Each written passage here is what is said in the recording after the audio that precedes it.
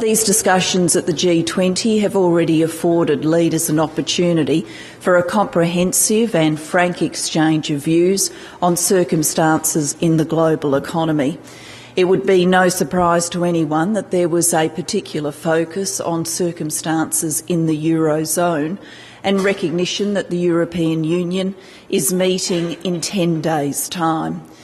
Amongst the discussions about the eurozone circumstances and more generally, it was acknowledged by many in the discussions that growth and austerity are not polar opposites, that they are strategies that need to be combined.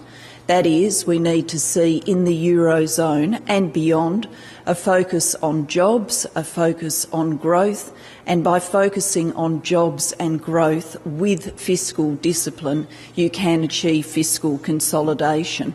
That this is not a question of fiscal consolidation alone, but a need for growth and jobs and investment.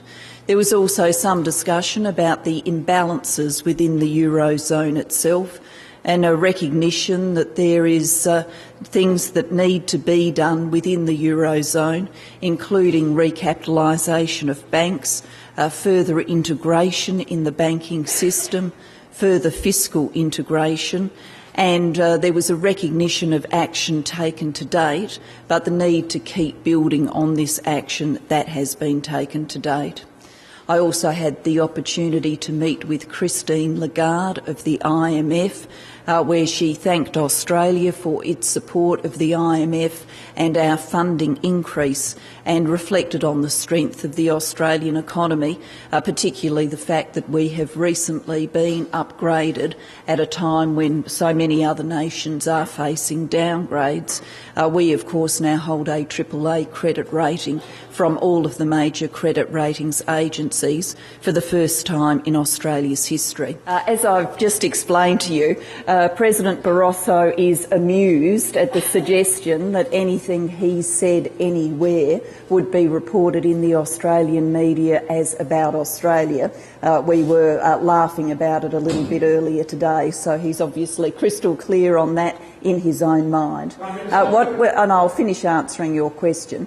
What I have done in the lead up to the G20, both in the letter that I co-authored with President Lee of South Korea, in the remarks I made yesterday at the B20, is I have acknowledged the work that Europe has done. Things have been done in the eurozone which have made a difference. There has been action on banks. There have also been, by individual countries, action on structural reform. But it is clear that more needs to be done, and it's in Australia's national interest that more be done. It's in our national interest to have the most resilient and strongest global economy that we can.